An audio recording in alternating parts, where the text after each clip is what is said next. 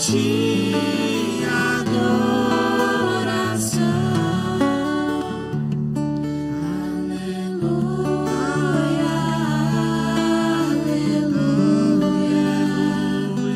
Aleluia, aleluia,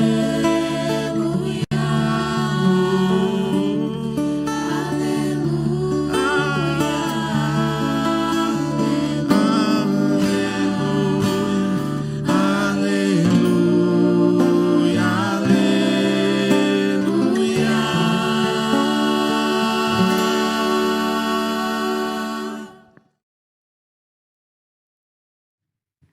que a certeza da presença de Jesus, da sua graça, do seu amor, façam com que o seu coração tenha paz e você descanse.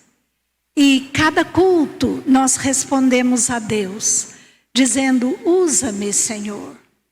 Ou ficando indiferente, ou dizendo não.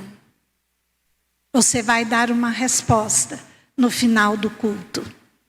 E eu quero agradecer a Deus por poder estar aqui, agradecer o pastor Pedrosa, que foi porta-voz do pastor Rubens, da confiança do pastor Rubens, para que eu pudesse estar aqui, pastor, falando às irmãs e a todos os irmãos. Durante 15 anos e meio, Deus me deu a oportunidade de ser capelã voluntária na Delegacia de Defesa da Mulher de Campinas. E o projeto Bálsamo foi iniciado algum tempo depois, inicialmente com o objetivo de atender as mulheres que eu atendia na delegacia, muitas vezes as mulheres vítimas, os autores, e nós não sabíamos para onde encaminhar. Iniciamos o projeto Bálsamo, e ele continua funcionando atualmente com 10 conselheiros bíblicos, especialmente nesse tempo da pandemia. Não podemos atender lá na sala da teológica, onde é o nosso local, mas os conselheiros estão atendendo por telefone, por videochamada, e como temos recebido pessoas necessitadas. Algumas que conhecem a palavra de Deus estão nas igrejas, mas muitas que ainda não conhecem e precisam muito de Jesus. Eu quero orar mais uma vez, me rendendo ao Senhor. Pai querido, me coloco diante do Senhor, clamando que o Teu Espírito gere vida na palavra que vai ser transmitida. Senhor, que haja diferença, que não seja apenas um tempo a mais. Nosso coração foi preparado com mensagens tão lindas, tão especiais, e que nós não nos acomodemos, mas possamos dizer de todo o coração: usa-me, Senhor, eis-me aqui, e trabalha a começar de mim, em nome de Jesus. Amém. Empoderamento feminino foi o tema que veio ao meu coração. E o termo empoderar se tornou muito frequente, especialmente por ocasião do Dia Internacional da Mulher, como vai ser amanhã, se referindo à condição feminina. Aliás, esse Dia Internacional da Mulher, ele foi instituído para lembrar a luta travada por mulheres em busca da garantia dos seus direitos trabalhistas, direito ao voto, direito à igualdade social. E essa luta abrange mais do que isso, abrange a liberdade de cada uma ter sua própria vida, como é dito. Agora, o significado de empoderar é de obter ou conceder poder, e de conceder ou de conseguir poder, ou de obter mais poder, tornar-se ainda mais poderoso, passar a ter domínio sobre sua própria vida, ser capaz de tomar decisões sobre o que lhe diz respeito. Tudo isso é muito usado para o empoderamento das mulheres. A empoderada é aquela que obteve o poder que ela procurava, se tornou ainda mais poderosa, se empoderou. E tem a ver também com uma ação de domínio sobre determinada situação. Tem a ver com conscientização social, de grupos sociais. E tem a ver com posicionar-se na luta por direitos. E esse empoderamento é muitas vezes dito para que haja mais representatividade da mulher na política, por exemplo. E o empoderamento feminino significa o fortalecimento da independência das mulheres. Empoderar as mulheres é assegurar que elas tenham as mesmas oportunidades que os homens. Mas isso se liga a um esforço legítimo, muito importante, que se deve ter para com as mulheres, para que elas sejam protegidas nas várias áreas onde ocorrem violências contra elas. Por exemplo, violência física, bater, dar soco, empurrão, tapa, seja o que for. A violência patrimonial, quando você destrói alguma coisa de valor para uma mulher, ou você destrói os seus bens, você a impede de trabalhar, de usar o seu dinheiro. Outra forma de violência é a moral, feita através da fala, a calúnia, a injúria, a difamação. Se atribui um mal, alguma coisa ruim àquela mulher, algo que vai comprometer a honra dela. É uma violência moral. Mas tem também, tão comum, em tantos lares, a violência psicológica, que é aquilo de diminuir a pessoa, humilhar, ameaçar, destratar, que traz tantos danos emocionais. E a última, a violência sexual, que vai desde a molestação ao estupro, as relações sexuais exigidas, forçadas, obrigar a abortar. E eu quero agora que os irmãos abram a palavra de Deus em Gênesis 1, 27, 28a. Diz assim a palavra: criou Deus o homem à sua imagem. A imagem de Deus o criou. Homem e mulher os criou. Deus os abençoou. Homem e mulher igualmente criados por Deus, a imagem dele, e foram abençoados da mesma forma.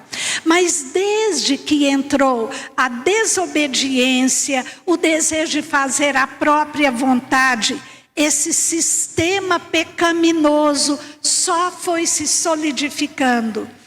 O ser humano, ele é antropocêntrico.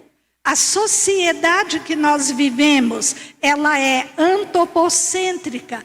Tudo está girando em torno da pessoa. Eu quero, eu preciso, eu faço qualquer coisa para obter o que eu quero, mesmo que eu descarte alguém, mesmo que eu ponha de lado valores. É isso que a nossa sociedade vive. Busca ser mais do que o outro.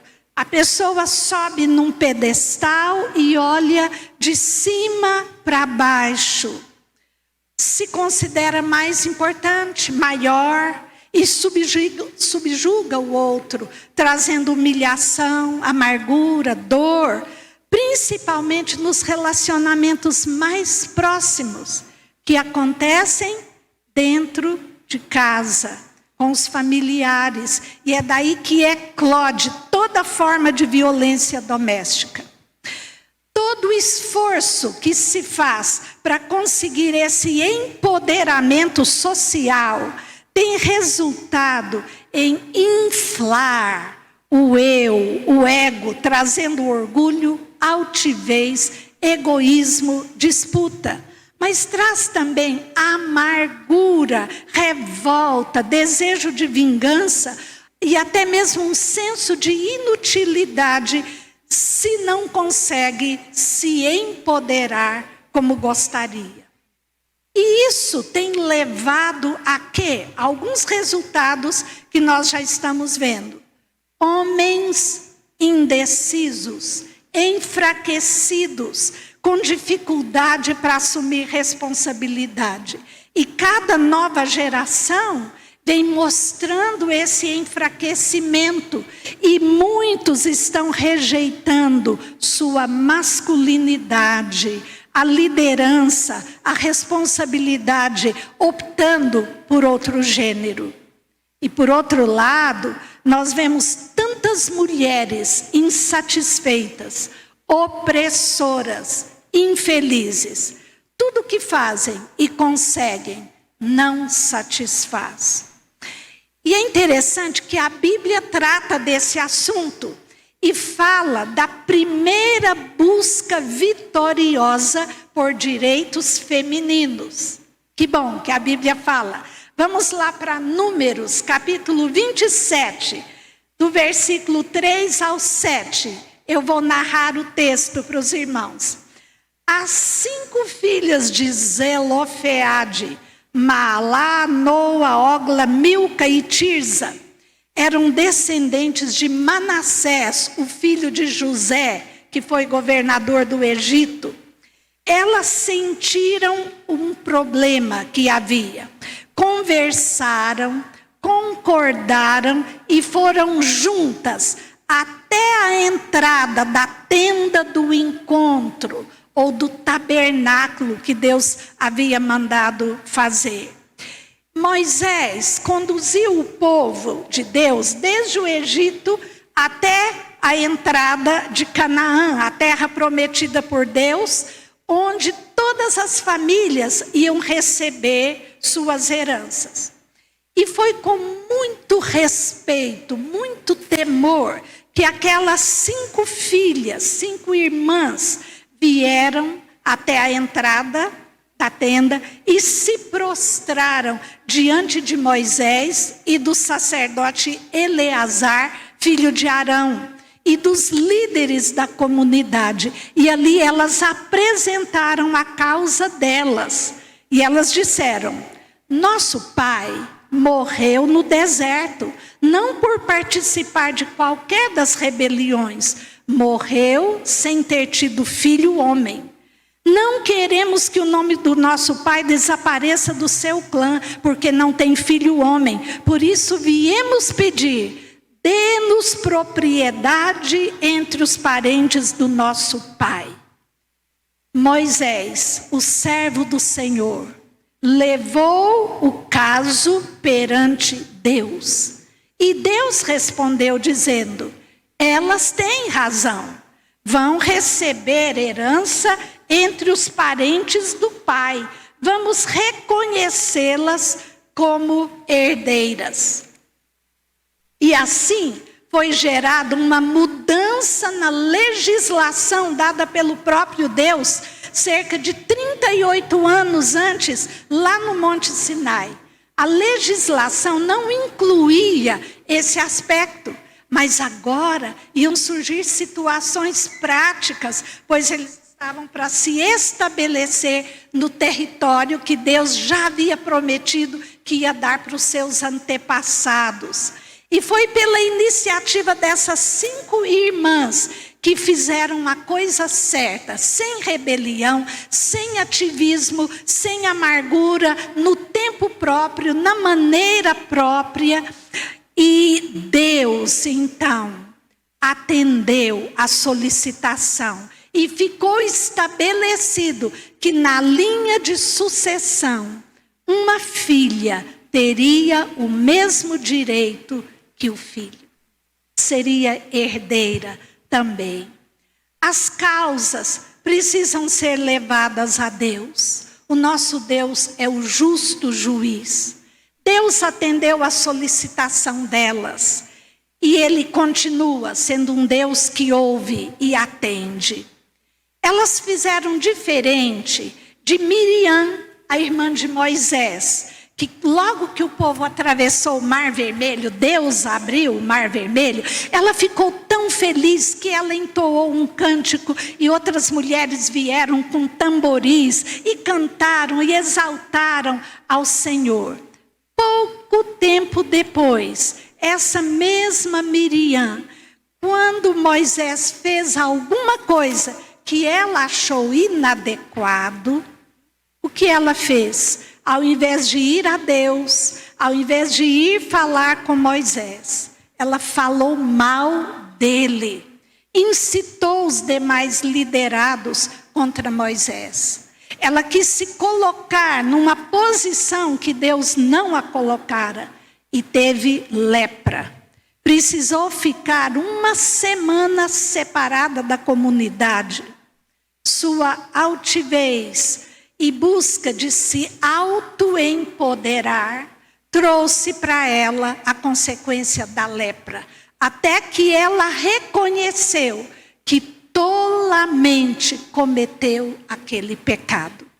É tolice lutar por qualquer causa que não tenha a aprovação de Deus. Coloque tudo diante dele primeiro, qualquer causa.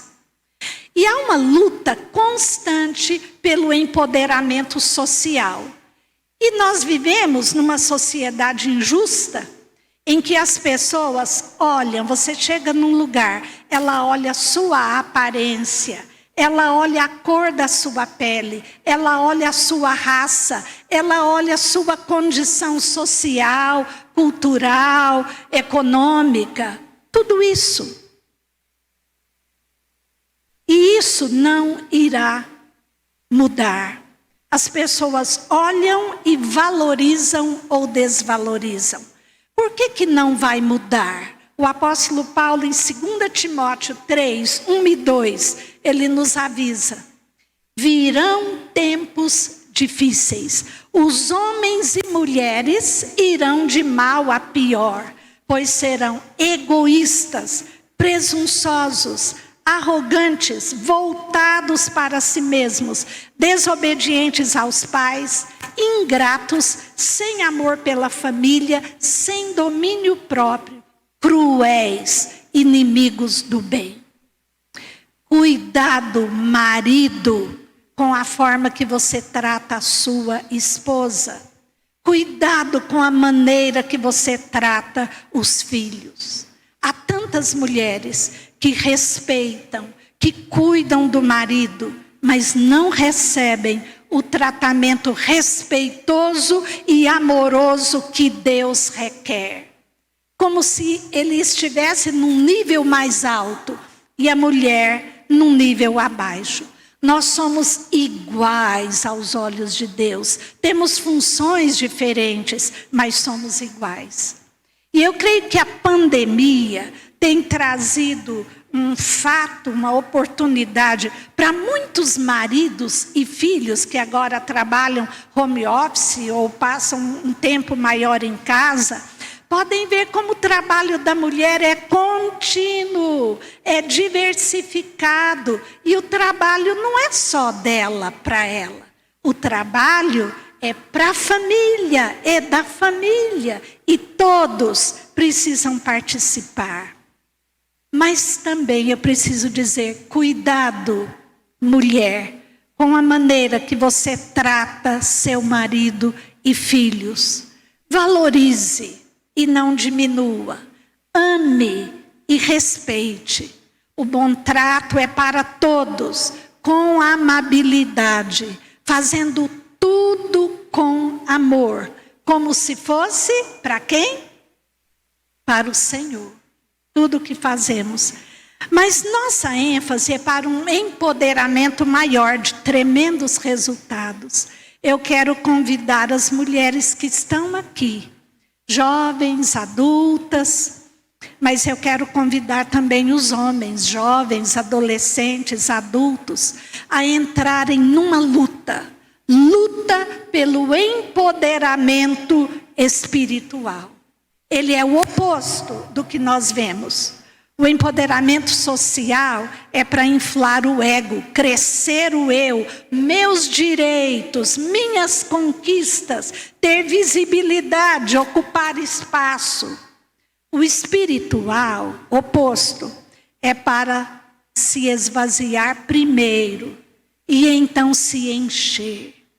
Esvaziar do orgulho, altivez, arrogância e para encher esse espaço interior, o nosso coração, de onde procedem todas as saídas da vida, como diz Provérbios 4:23.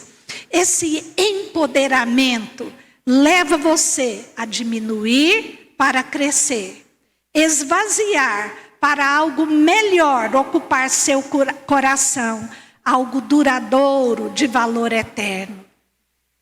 A mulher cristã, idosa, adulta, jovem, adolescente, seja qual for, precisa do verdadeiro empoderamento.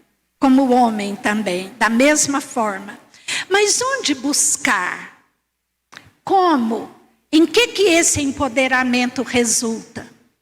Abra a palavra de Deus no Salmo 91. E deixa aberto, verso 1 e 2, tão conhecido e amado esse salmo. Aquele que habita no esconderijo do Altíssimo, à sombra do Onipotente descansará. Isso mesmo.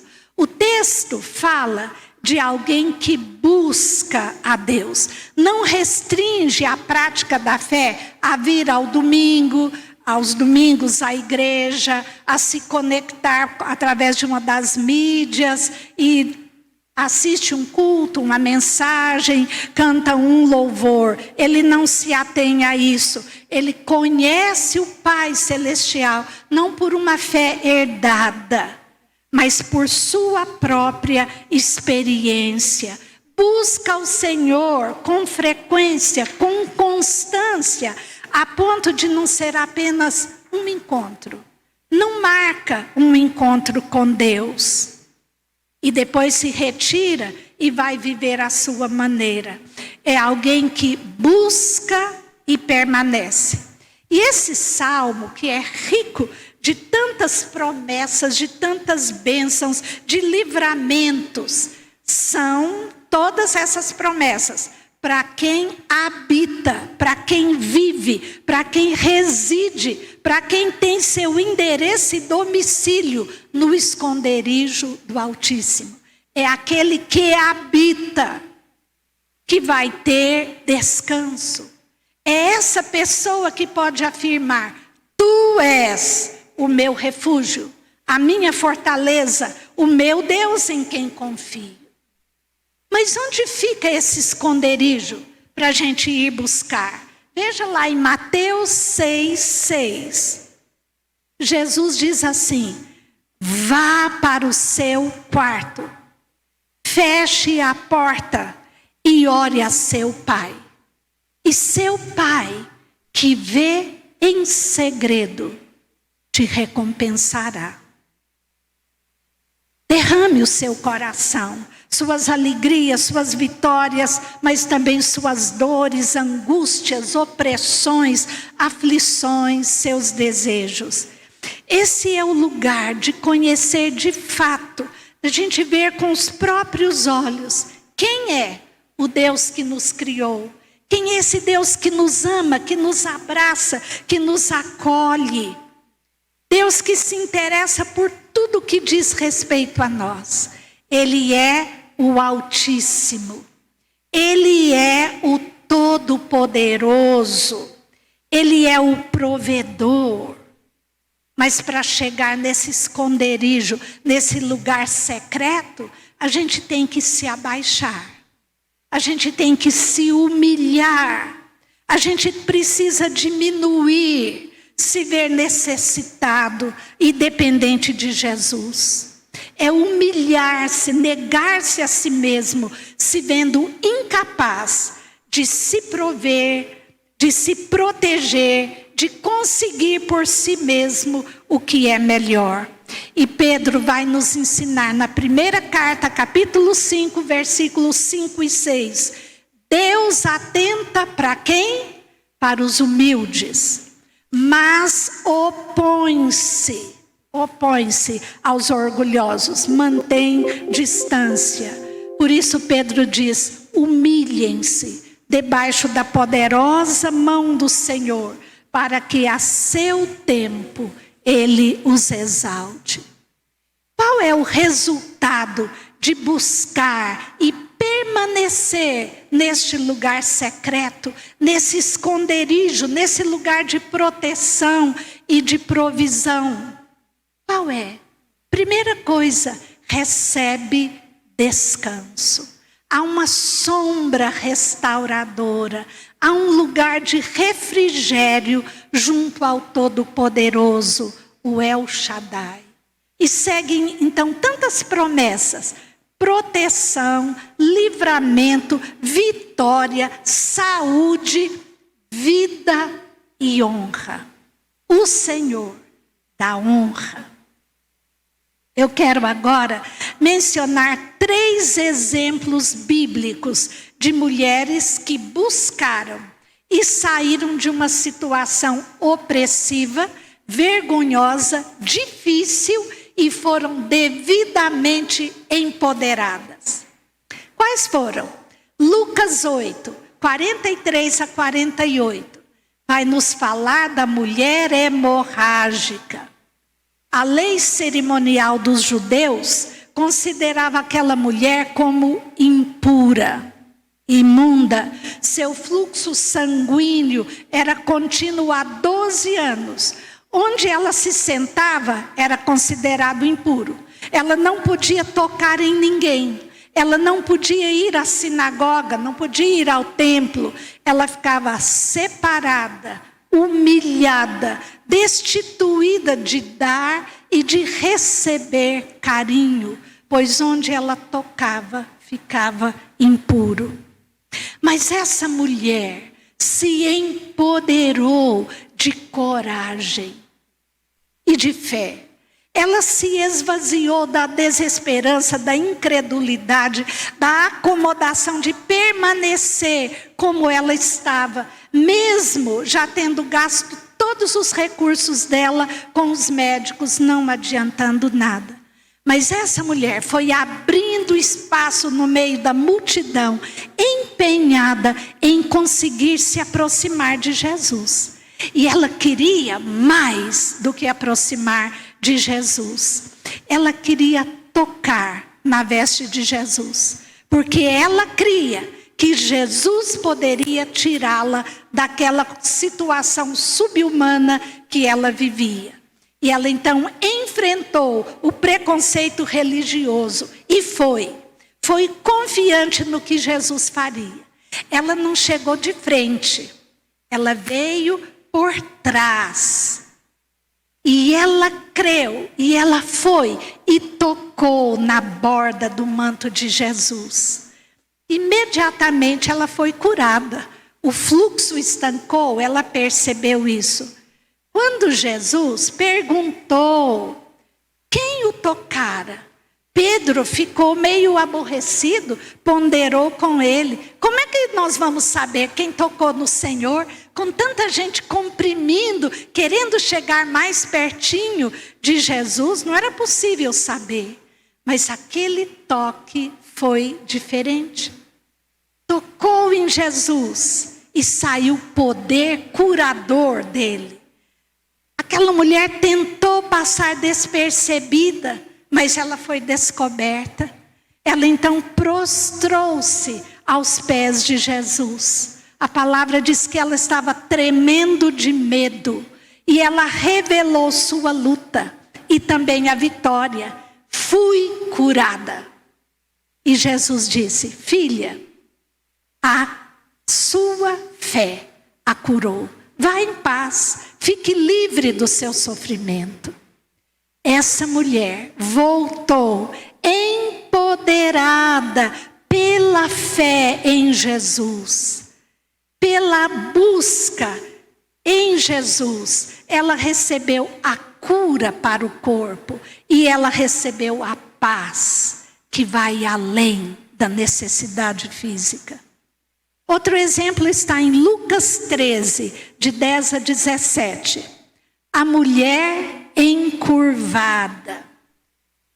Que busca perseverante daquela mulher. Jesus estava num sábado ensinando numa sinagoga. E entre as pessoas que estavam ali para cultuar e ouvir a leitura da lei e dos profetas, estava uma mulher, com certeza, assentada muito atrás, separada do lugar onde os homens se assentavam. Mas Jesus viu onde aquela mulher estava.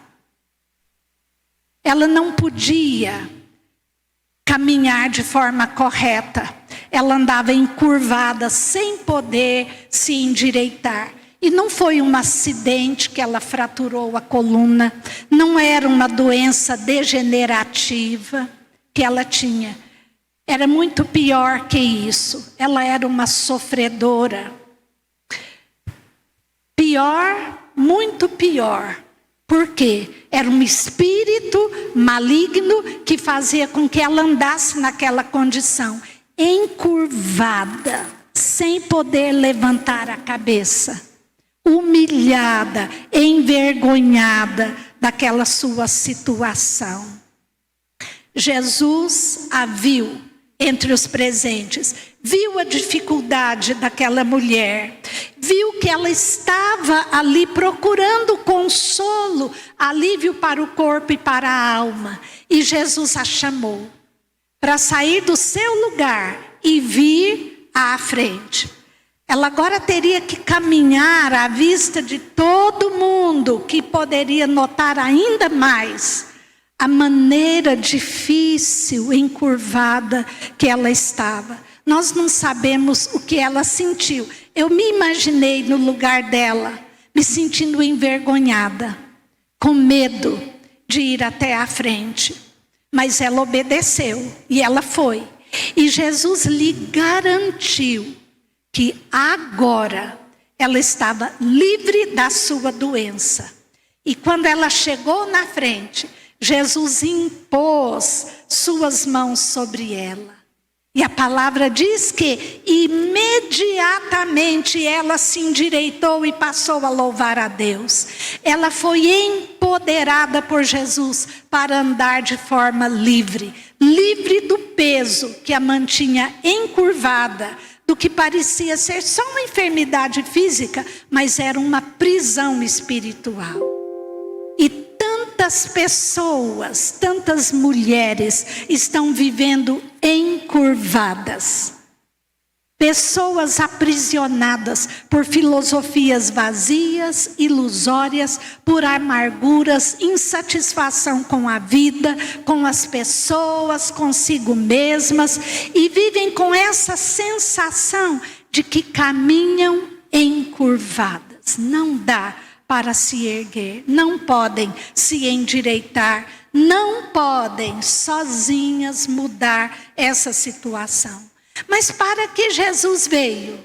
Jesus veio para libertar os cativos. Jesus disse: se o Filho os libertar, de fato serão livres. João 6, 8, 36. Esse empoderamento que liberta da opressão maligna, só Jesus pode dar. 18 anos aquela mulher andou naquela condição, sofreu tanto. E não desistiu de ir à sinagoga para ouvir e aprender de Deus. Perseverou na sua busca de ser liberta do seu aprisionamento. E nesta noite, em nome de Jesus, eu também quero dizer: seja empoderada, seja empoderado por Jesus, para ser livre de toda opressão maligna que está permeando esse mundo. E o terceiro exemplo está em Marcos 7, 24 até o 30. A mulher Ciro-fenícia. Jesus foi anunciar a mensagem de Deus perto de Tiro e Sidom. Ele estava cansado, precisava de um tempo tranquilo, como nós tantas vezes precisamos. Só que foi impossível manter em segredo a presença dele ali. E uma mulher estrangeira, Ciro-fenícia, quando soube que Jesus estava naquele lugar, veio a ele. Mas veio já gritando de longe: Jesus, tem misericórdia de mim. Minha filha está endemoniada, sofrendo muito. Seus gritos ecoavam. E os discípulos ouviram e ficaram incomodados. E pediram para Jesus, o quê? Que a mandasse embora, porque ela estava gritando muito. Jesus ouviu o clamor daquela mãe e não falou nada. A mulher se aproximou, se prostrou, ajoelhada diante de Jesus e o adorou numa expressão de fé. Ela reconhecia que Jesus era poderoso e pediu: Senhor, ajuda-me. Suas forças deviam estar no fim. Não havia nada, nem ninguém que pudesse ajudá-la no tormento da sua filha, aquilo que ela padecia, a não ser Jesus. E isso ela tinha certeza. Ela foi à fonte certa e foi com um coração humilde. E o que aconteceu? Pouco antes, Jesus havia acabado de dizer que ele foi enviado apenas às ovelhas perdidas da casa de Israel. A mulher sabia que ela não era parte do povo escolhido. Ela era uma estrangeira. Nenhum judeu podia entrar na casa dela, porque ele ficava impuro. E ela vivia sob o peso difícil da discriminação. Quando Jesus falou com ela: não é certo tirar o pão dos filhos e lançá-lo aos cachorrinhos. Jesus não estava humilhando, mas Jesus estava reconhecendo que era assim que ela era vista. Mas a presença de Jesus trouxe sabedoria, porque nele estão todos os tesouros da sabedoria. E a mulher respondeu assim: sim, Senhor, mas até os cachorrinhos debaixo da mesa comem as migalhas que caem da mesa dos seus donos. Ela não desistiu diante desse embaraço. Falou com sabedoria, com humildade, não se encheu de autocomiseração, se vendo tão sofredora, humilhada por ser estrangeira, com a filha totalmente dominada por um espírito maligno. Não, seus olhos foram colocados naquele que viu o seu coração, viu ali uma grande fé. E por isso nós temos o que Jesus falou. Ele disse: por causa dessa resposta, você pode ir. O demônio já saiu da sua filha. E aquela mulher foi e encontrou sua filha deitada na cama e liberta. O demônio a deixara. Não importa como as pessoas veem você, que valor ou que desvalor lhe atribui. Vá a Jesus. Os obstáculos surgem, mas fique diante dele. O adore. Busque sabedoria para reagir da forma correta. Seja humilde e não exigente. Ela saiu empoderada, porque ela foi humilde. O empoderamento que todos nós necessitamos, Jesus fala dele em Lucas 24, 49. Jesus já ressuscitado disse aos discípulos: fiquem na cidade de Jerusalém, até serem revestidos do poder do alto. Os discípulos obedeceram, permaneceram lá, e Jesus novamente falou: vocês receberão poder quando o Espírito Santo descer sobre vocês, e serão minhas testemunhas em Jerusalém, em toda a Judeia, Samaria e até os confins da terra. Esse é o empoderamento que nós precisamos receber. E para recebê-lo, é preciso diminuir o eu para Jesus crescer. É para quem não considera só os seus próprios interesses, mas também o que é do outro. E nossa grande dificuldade nos relacionamentos, seja no nível que for, é esse. Quantas vezes o que nós queremos é ser grandes, prevalecer, controlar, ser servidos. Mas Jesus fala que nós precisamos nos esvaziar de todo orgulho, arrogância, altivez e colocar nosso ego sujeito à obediência a Cristo.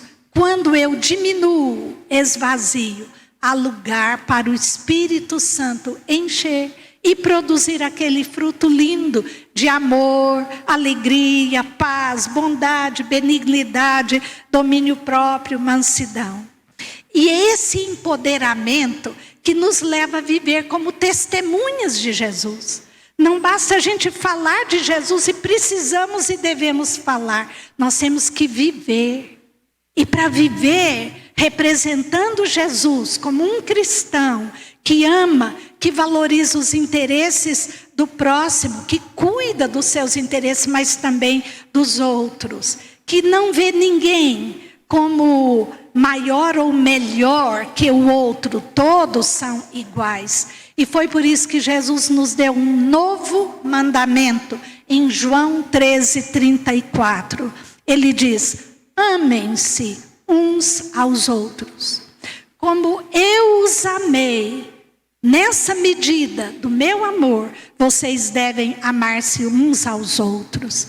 Esse Jesus que abriu mão da sua glória, se esvaziou, se fez semelhante a nós. Não é a religião de alguém que liberta.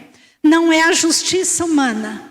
Não são as leis governamentais. Não são os movimentos feministas. É Jesus que nos liberta do pecado. É Jesus que nos fortalece para resistirmos às tentações, para sermos fiéis, pensando mais em Deus do que em nós. E vivendo assim que vamos ser testemunhas de Jesus. Eu quero concluir dizendo que o empoderamento de caráter social traz a ideia de autoritarismo, autossuficiência. É tomar poder para si, é conduzir sua própria vida da forma que quiser. Isso frustra. Mas o empoderamento oferecido por Jesus é para diminuir o eu, ver o outro como igual, é para amar como Ele nos ama. Isso traz aproximação, traz comunhão, traz paz, alegria.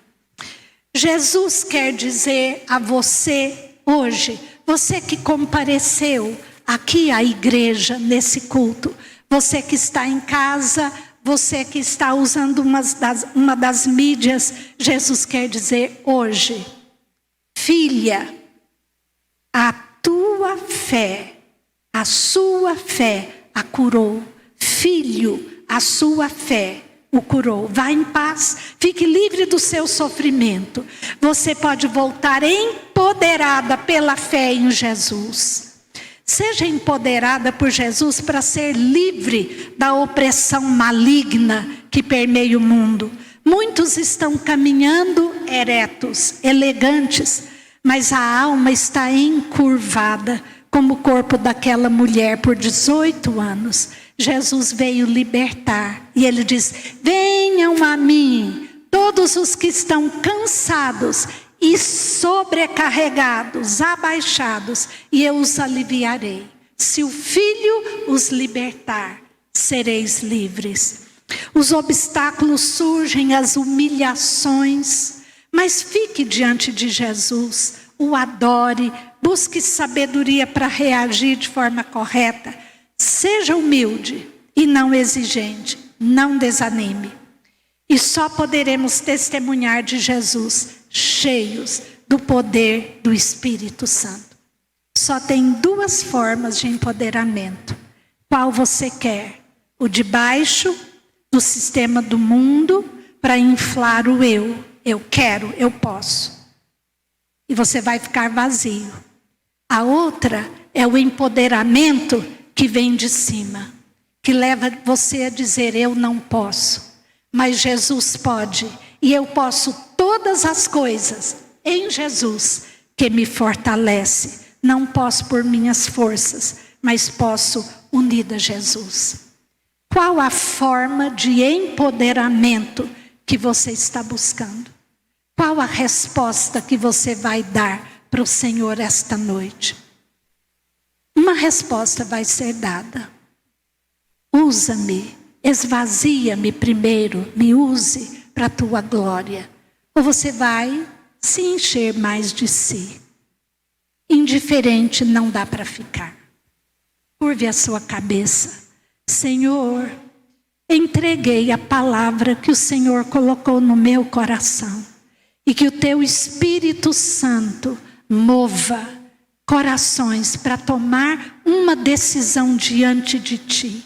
Que se levantem pessoas empoderadas para acudir tantas vidas em desespero, esse mundo angustiado no meio dessa pandemia. Tem misericórdia de nós, tem misericórdia desta cidade, do Brasil e do mundo, e levanta pessoas cheias do teu poder para viver Jesus onde estiverem.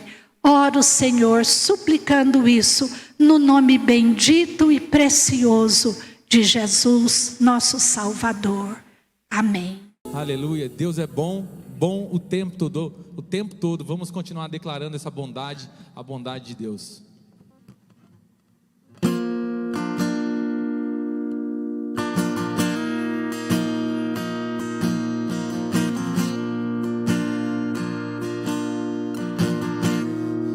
Te amo, Deus.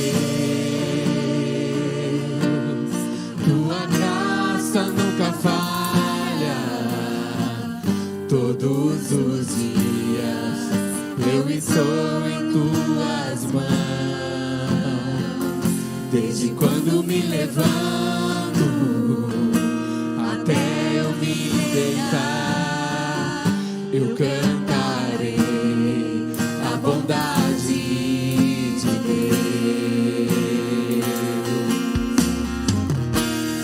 És fiel em todo tempo,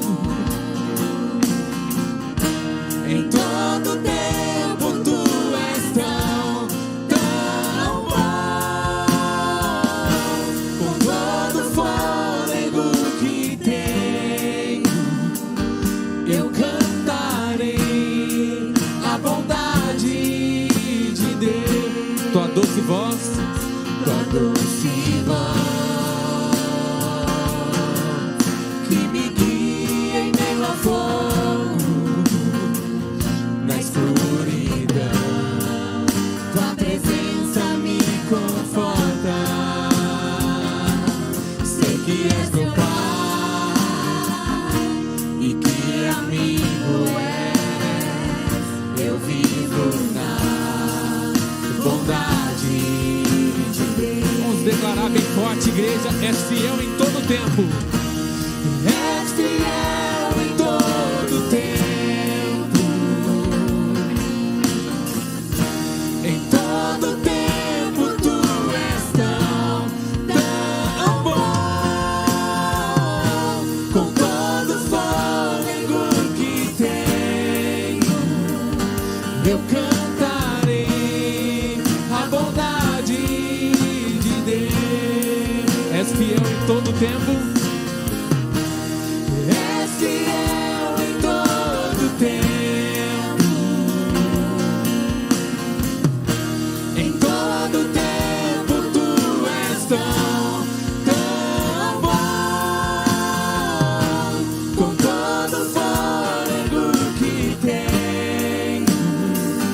eu cantarei a bondade de Deus.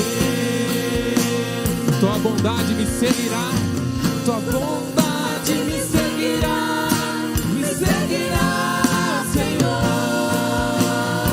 Tua bondade me seguirá, Senhor. Eu me rendo a ti, te dou o meu ser, entrego tudo a ti. Tua bondade me seguirá, Senhor. Tua bondade me seguirá, Senhor. Tua bondade me seguirá, Senhor. És fiel em todo tempo. Em todo tempo tu és tão bom. Com todo fôlego que tenho, eu cantarei a bondade de Deus. Eu cantarei.